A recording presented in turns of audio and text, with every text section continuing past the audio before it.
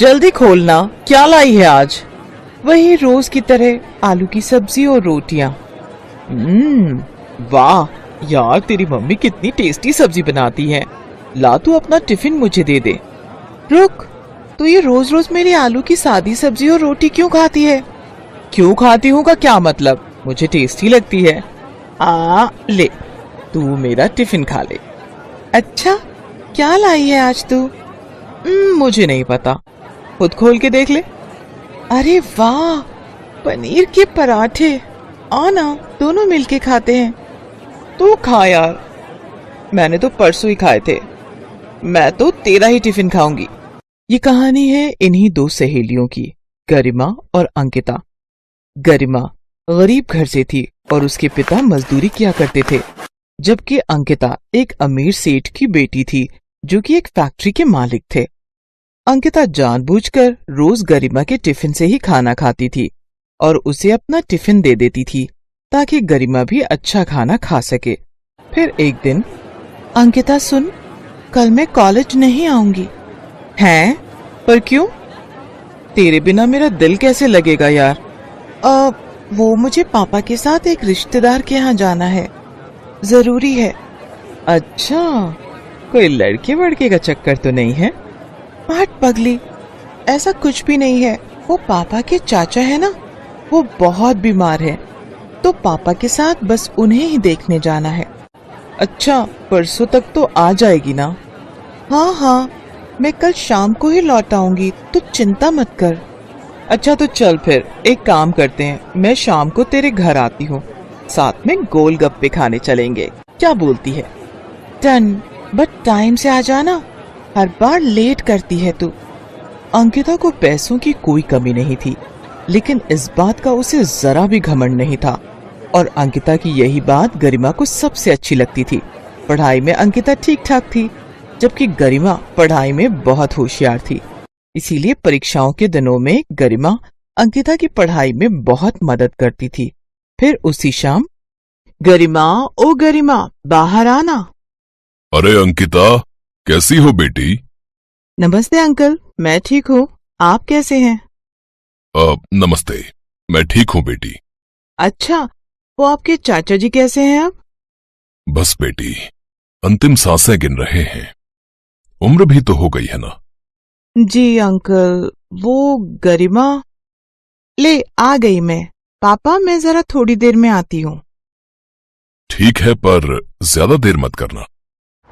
अंकिता गरिमा को अपनी कार में बिठाकर बाजार ले गई और दोनों ने जी भरकर गोलगप्पे खाए। फिर दोनों काफी देर तक बातें करती रहीं, जिस वजह से गरिमा को घर लौटने में देर हो गई। और फिर गरिमा, तुम मेरी बात क्यों नहीं सुनती? पापा प्लीज, अब फिर से वही बातें मत शुरू करना आप। क्यों ना करूं? तेरे कहने पर मैं उस अंकिता के सामने कुछ नहीं कहता, पर बेटी तू मेरी बात समझ, ये सारे पैसे वाले एक जैसे ही होते हैं, पहले खुद ही हमारे भले बनते हैं और फिर। पर पापा, अंकिता वैसी नहीं है, मेरा यकीन कीजिए। तुझे मैंने लाख बार समझाया है, तू उसे पढ़ाती है ना, बस इसीलिए वो तुझसे दोस्ती का दिखावा करती है। तू देखना, एक दिन जब उसका मतलब निकल जाएगा ना, तो वो तुझसे बात तक नहीं करेगी।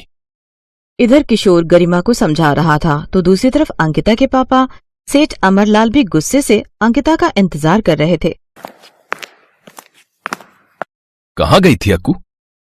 वो मैं और गरिमा गोलगप्पे खाने गए थे पापा, बस मेन मार्केट में। अरे तो मुंशी जी को कह दिया होता, यही मंगवा लेते तुम्हारे लिए गोलगप्पे। पापा, पर गोलगप्पे खाने का मजा तो ठेले पर खड़े होकर ही आता है, और फिर कल गरिमा बाहर जा रही है तो। ओहो अंकिता, मैंने तुम्हें 1000 बार समझाया है, उस फटीचर से दूर रहो तुम, तुम्हारे स्टैंडर्ड को सूट नहीं करती वो। पापा प्लीज, वो मेरी दोस्त है, उसके बारे में तो ऐसा मत बोला कीजिए आप। बेटी इस बात को गांठ बांध लो, अमीर और गरीब कभी दोस्त नहीं हो सकते। उसकी नजर तुम्हारे पैसों पर है, तुम उसे घुमाती फिराती, खूब खिलाती पिलाती हो, तो बस इसीलिए वो तुम्हारे साथ दोस्ती का नाटक कर रही है। देखना, एक दिन आएगा और वो कोई ना कोई बहाना बनाकर तुमसे पैसे मांगेगी। पापा, गरिमा बहुत खुददार है, ऐसी नहीं है वो। ये तो वक्त ही बताएगा बेटा कि कैसी है वो। फिलहाल तुम उससे दूर रहो, क्योंकि मैं तुमसे कह रहा हूं, अंकिता गुस्से में वहाँ से चली गई। अमरलाल भी अपने कमरे की तरफ बढ़ गए, लेकिन उन दोनों के अलावा भी वहाँ कोई था जो ये सब देख और सुन रहा था। असल में अंकिता गरिमा के घर अपना पर्स भूल आई थी, जिसे वापस देने के लिए गरिमा अंकिता के घर आई थी। लेकिन वो घर के दरवाजे को पार ना कर सकी, क्योंकि उसने वहीं पर अंकिता और अमरलाल की सारी बातें सुन ली थी। वो उदास होकर अपने घर चली गई, लेकिन इस बारे में उसने अंकिता से कभी कुछ नहीं कहा और ना ही गरिमा और अंकिता की दोस्ती में कोई फर्क आया। ऐसे ही वक्त बीता और फिर कॉलेज का आखिरी साल भी पूरा हो गया। कॉलेज के आखिरी दिन अंकिता पूरे कॉलेज में गरिमा को ढूंढ रही थी, लेकिन गरिमा का कहीं कुछ अता पता नहीं था, क्योंकि वो तो अस्पताल में थी। डॉक्टर साहब, प्लीज मेरे पापा को बचा लो। देखो बेटी, हम पूरी कोशिश कर रहे हैं, पर इनकी तबीयत बिगड़ती जा रही है। आप जल्द से जल्द 2 लाख रुपए का इंतजाम करो, वरना हम इनका ऑपरेशन नहीं कर पाएंगे। नहीं नहीं, आप ऑपरेशन शुरू कीजिए, मैं पैसों का इंतजाम करती हूँ। गरिमा अपने रिश्तेदारों और पड़ोसियों से मदद मांगती है, लेकिन सभी ने हाथ खड़े कर दिए। गरिमा ने सोच लिया था कि अब वो अपना मकान गिरवी रख पैसों का इंतजाम करेगी, लेकिन तभी उसे अंकिता का ख्याल आया। ओहो, अंकिता को तो मैंने कुछ बताया ही नहीं, वो मुझे ढूंढ रही होगी। ऐसा करती हूँ, एक बार उससे मिल लेती हूँ और सारी बात बता देती हूँ। हो सकता है मकान गिरवी रखवाने में वो कुछ मदद कर सके। ये सोचकर गरिमा अंकिता के घर पहुंची तो वहाँ उसका सामना अंकिता की जगह उसके पिता अमरलाल से हुआ। हाँ बताओ, क्या बात है? अंकल जी, वो मुझे अंकिता से मिलना था। वो अपने मामा के घर चली गई है और अब वो वहीं रहेगी, तो तुम्हें उसे ढूंढने या मिलने की कोशिश करने की कोई जरूरत नहीं, समझी तुम? वो तुमसे कोई वास्ता नहीं रखना चाहती अब से। ये बात सुनकर गरिमा को बहुत बड़ा झटका लगा और उसे अपने पिता की कही बात याद आने लगी। तो उसे पढ़ाती है ना, इसीलिए वो तुझसे दोस्ती का दिखावा करती है। तो देखना, एक दिन जब उसका मतलब निकल जाएगा ना, तो वो तुझसे बात भी नहीं करेगी। गरिमा को लगा कि उसके पापा सही थे। अंकिता ने उसे कभी अपना दोस्त माना ही नहीं था, इसीलिए तो वो उससे बिना कुछ कहे जब मिले ही वहाँ से चली गई। ठीक है अंकिता, तुझे लगता है कि मैं तेरी दोस्ती के लायक नहीं ना, तो अब देखना तू, मैं भी खुद को साबित करके दिखाऊंगी और उसके बाद ही तेरा चेहरा देखूंगी। गरिमा की आंखों में आग थी। उसने ठान लिया था कि अब वो कुछ बनकर ही दिखाएगी। जब उसके पापा ठीक होकर घर वापस आ गए, उसके बाद से ही उसने दिन रात एक कर दिया और पूरी लगन के साथ यूपीएससी की तैयारी में जुट गई। गरिमा ने पहले ही अटेम्प्ट में यूपीएससी क्लियर किया और कुछ ही सालों के अंदर वो एक कलेक्टर बन गई। जैन मैम। जय हिंद Manish, how are you? I am good ma'am. बताइए, आप मुझसे मिलना चाहते थे? जी हाँ जी, वो कल दौरे पर आपने मेरे टिफिन के पनीर के पराठे खाए थे। आपको वो पराठे बहुत अच्छे लगे थे ना, तो मैंने आज आपका डिनर फिक्स किया है अपने घर पर। Me and my wife will be very happy ma'am, अगर आप आते हैं तो। हाँ, क्यों नहीं, इट्स माई प्लेजर। तो आज की शाम पनीर के पराठों के नाम? ठीक है मैम, शाम को मिलते हैं। लाल बत्ती लगी गाड़ी से गरिमा एसपी मनीष के घर पहुंची। मनीष ने उसे गेट पर रिसीव किया और फिर मनीष ने गरिमा से कहा, ma'am, meet my dear wife Ankita. पूरे 5 सालों के बाद अंकिता और गरिमा एक दूसरे के सामने खड़े थे। दोनों एक दूसरे को देखकर हैरान थे। तभी गरिमा ने मनीष से कहा, sorry Manish, I have to go, मुझे कुछ जरूरी काम याद आ गया, बहुत अर्जेंट है। मनीष कुछ कह पाता उससे पहले ही गरिमा तेज कदमों से चलते हुए अपनी गाड़ी में बैठ गई। वो गुस्से से लाल थी, तो दूसरी तरफ अंकिता वहीं दरवाजे पर खड़ी खड़ी रोने लगी। इस बात को कई दिन बीत गए। फिर एक दिन जब किसी जगह दंगे की स्थिति पैदा हो गई थी, तो मनीष वहाँ सिचुएशन को कंट्रोल करने में लगा था। लेकिन तभी एक दंगाई ने मनीष पर एक हथियार से हमला कर दिया। मनीष को फौरन अस्पताल में भर्ती कराया गया और इत्तेफाक ये था कि वो अस्पताल उसी ठीक इलाके में था जहाँ कभी गरिमा और अंकिता रहा करते थे। मनीष के घायल होने की खबर सुनते ही गरिमा और अंकिता फौरन अस्पताल पहुँचे, पर पहले अंकिता अस्पताल पहुँची। डॉक्टर साहब, प्लीज प्लीज मेरे पति को बचा लीजिए। देखिए वो एक मिनट बेटा, आपको मैंने पहले कहीं देखा है। आप तो वही हो ना जिसने उस दिन उस गरीब की मदद की थी? हाँ, अंकिता, यही है ना आपका नाम? हाँ जी सर, पर आपने वो बात किसी को बताई तो नहीं ना? नहीं बेटी, पर तुम्हारी दोस्त आई थी बाद में। उसके हाथ में पैसे थे। सुना है अपने पिता को बचाने के लिए उसने अपना घर गिरवी रखा था, पर तुम्हारी मदद की वजह से उसका घर बिकने से बच गया। मैंने उसे नहीं बताया कि उसके पिता के ऑपरेशन के लिए सारे पैसे तुमने दिए थे। नहीं सर, वो मेरे पापा के पैसे थे। अपने दोस्त के पापा की जान बचाने के लिए असल में मुझे अपनी दोस्ती गिरवी रखनी पड़ी। पहले अपनी प्यारी दोस्त खो दी, लेकिन अब अपने पति को नहीं खो सकती मैं। प्लीज डॉक्टर साहब, मेरे पति को कुछ नहीं होना चाहिए, वरना मैं नहीं जी पाऊंगी। ये कहकर अंकिता रोने लगी।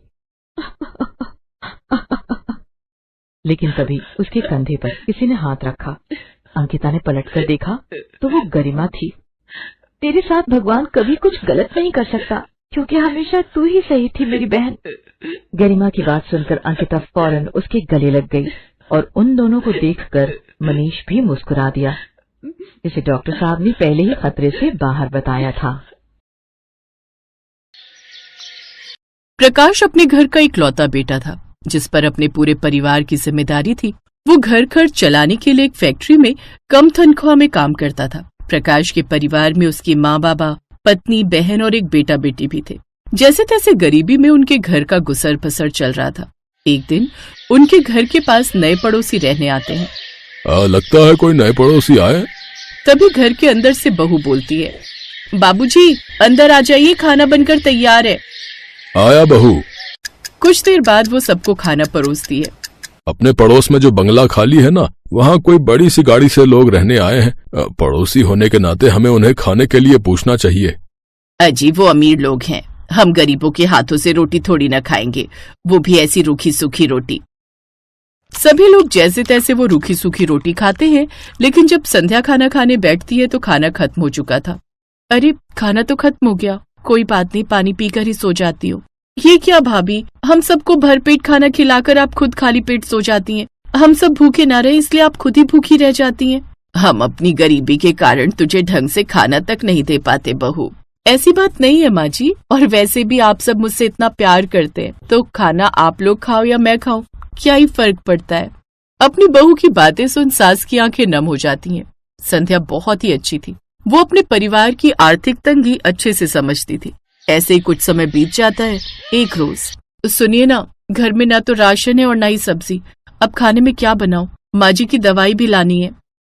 ये सुनकर प्रकाश अपनी जेब में हाथ डालता है तो एक फटा पुराना 100 रुपए का नोट निकलता है। अभी इसी से काम चला लो। ठीक है जी।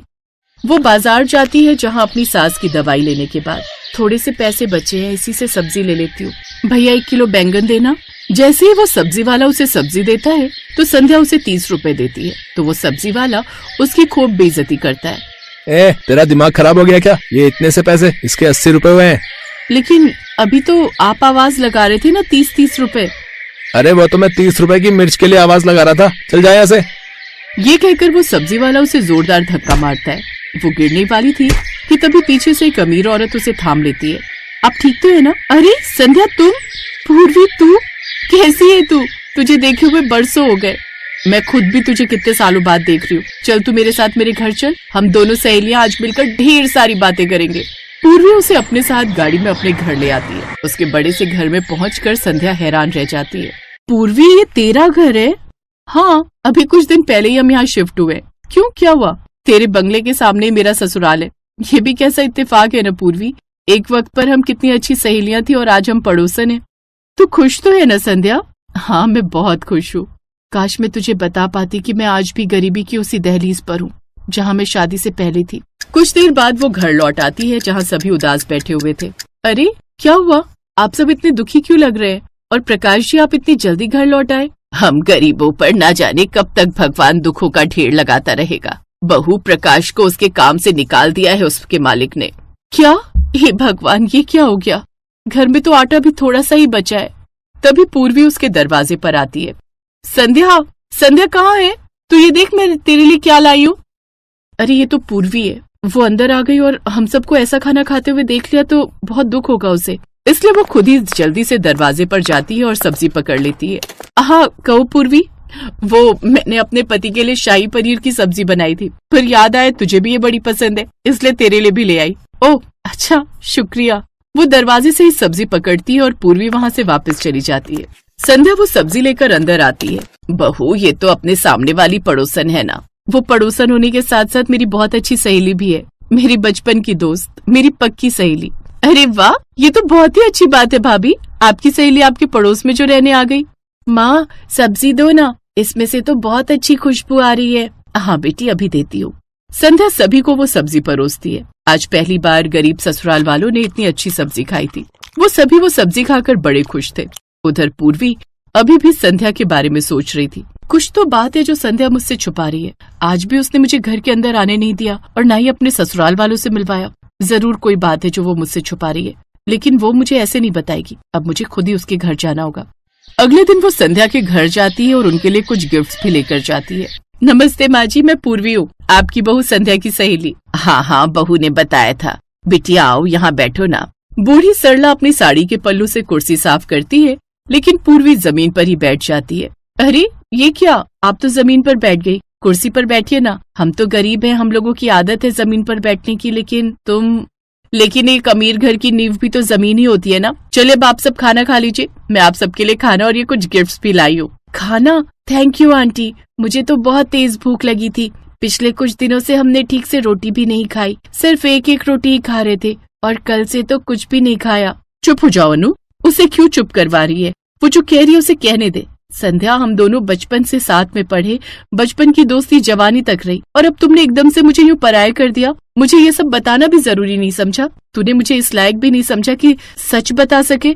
वो बात नहीं है पूर्वी, बस मैं तुझे ये सब बताकर परेशान नहीं करना चाहती थी। तो अब तू मुझे मेरी मदद करने के लिए मना नहीं करेगी। जीजा जी, आप ये कुछ पैसे रखिए और इससे खुद का कोई काम शुरू कर दीजिए। लेकिन मैं ये कैसे रख सकता हूँ? काम चल निकला तो वापस कर देना, नहीं तो छोटी बहन समझकर रख लेना। तुम सच में बहुत अच्छी हो पूर्वी। दोनों सहेलियां एक दूसरे के गले लग जाती हैं। अब प्रकाश खुद का किराने का काम शुरू कर देता है, जिससे उसे अच्छी कमाई होने लगती है और कुछ ही दिनों में वो पूर्वी के पैसे भी लौटा देता है। अब वो भी अपना बड़ा पक्का घर बनवा लेते हैं और इस तरह अब दोनों सहेलियां आसपास खुशी खुशी रहती हैं।